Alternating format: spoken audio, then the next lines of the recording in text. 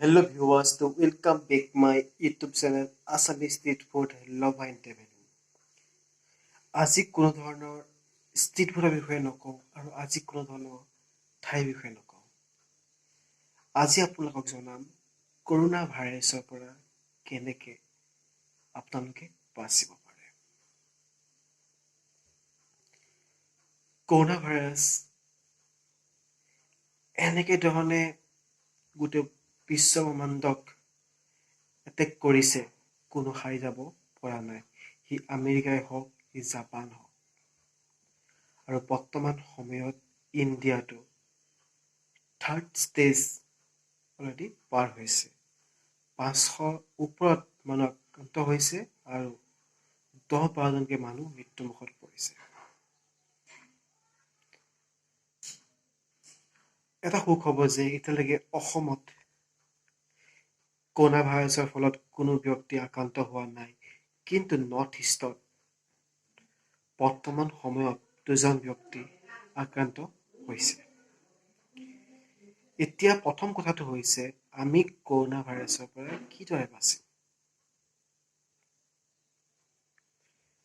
ভাৰতৰ প্ৰধানমন্ত্ৰী নৰেন্দ্ৰ মোদী ডাঙৰীয়া আৰু অসমৰ হেল্থ মিনিষ্টাৰ মাননীয় হিমন্ত বিশ্ব শৰ্মাই সকলোকে যিদৰে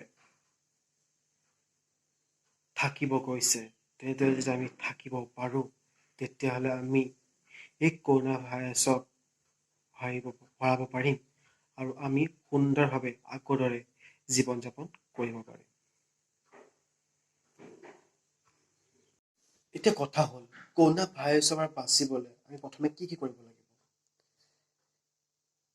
যেনেকৈ ধৰণে নৰেন্দ্ৰ মোদী ডাঙৰীয়াই কৈছে যে কৰোনা ভাইৰাছৰ পৰা বাচিবলৈ আমি ঘৰতে তলাবন্ধ কাৰ্যসূচী গ্ৰহণ কৰিব লাগিব 21 দিনৰ কাৰণে। এতিয়া সকলোৱে তলাবন্ধ কাৰ্যসূচী কিয় লাগে? দেখা পোৱা গৈছে আজি তলাবন্ধ কাৰ্যসূচী 2য় দিন, কিন্তু আজিও মানুহ ৰাস্তাই পদূলিয়ে ঘূৰি ফুৰিছে। বুজি পোৱা নাই তলাবন্ধ কাৰ্যসূচী কি কাৰণে দিছে।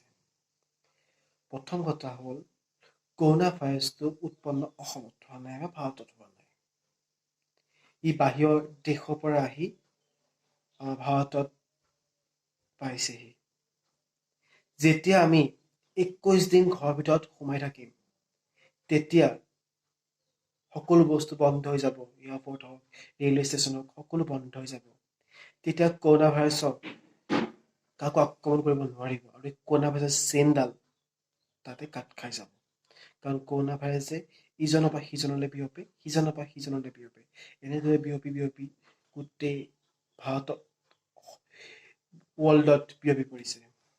যদি আমি 21 দিন ঘৰৰ ভিতৰতে থাকোঁ, তেতিয়া সেই চেইনডাল কাট খাই যাব আৰু আমি কৰোনা ভাইৰাছক হৰাব পাৰিম।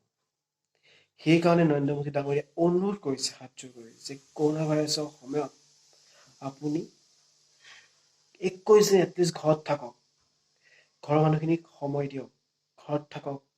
তেতিয়া এটলিষ্ট কৰোনা ভাইৰাছৰ পৰা আমি নিজকে ৰক্ষা কৰিব পাৰিম। 2 নম্বৰ কথাটো হৈছে, আপুনি যদি বাহিৰৰ দেশৰ পৰা বা বাহিৰৰ জেগাৰ পৰা য'ত কৰোনা আক্ৰান্ত বেছিকৈ হৈ আছে তাৰ পৰা যদি আহিছে, এটলিষ্ট ভয় নকৰিব। প্ৰথম হস্পিটেলত গৈ ডাক্তৰৰ লগত কনচাল্ট কৰি নিজৰ শৰীৰটো দেখুৱাব আৰু 14 দিন অকলশৰীয়াকৈ থাকিব। তেতিয়া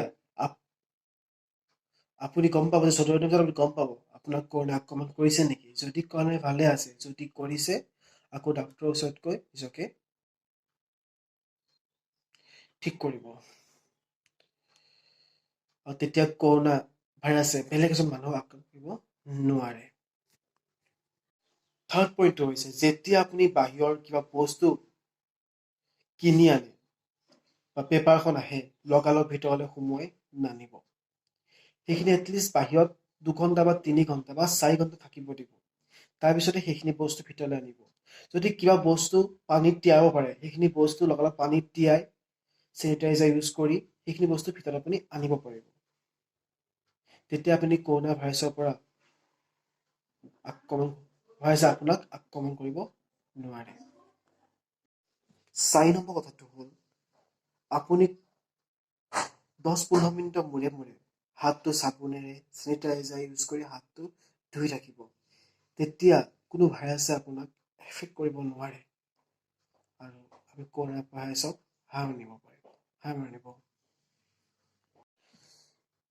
তলাবন্ধৰ কেইদিন 21 দিনত যদি আপুনি কোনো বজাৰত যায় বা আপুনি গেলামাল দোকানেই হয়, তেতিয়াহ'লে এটলিষ্ট আপোনাৰ দোকানখনত 1 মিটাৰ দূৰত্বত কিছু গোল দিব আৰু সেই গোলৰ মাজত সেই ব্যক্তিসকলক ৰ'ব দিব আৰু তেওঁলোকক বস্তুখিনি দিব আৰু আপুনি লগালগ আপুনি হাতটো ধুব। তেতিয়া আমাৰ কোনো ধৰণৰ কৰোণা ভাইৰাছে আক্ৰমণ কৰিব নোৱাৰে।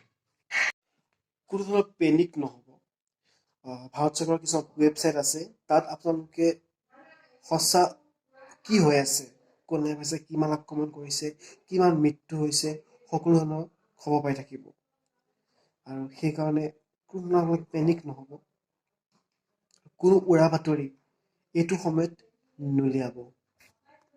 দেখা পাই আছোঁ কিছুমান ব্যক্তিয়ে নিউজ লাইভে নেট কাটি দিব ইমান দিন, সেইবিলাক নিউজ দি আছে। এইবিলাক মিছা নিউজ।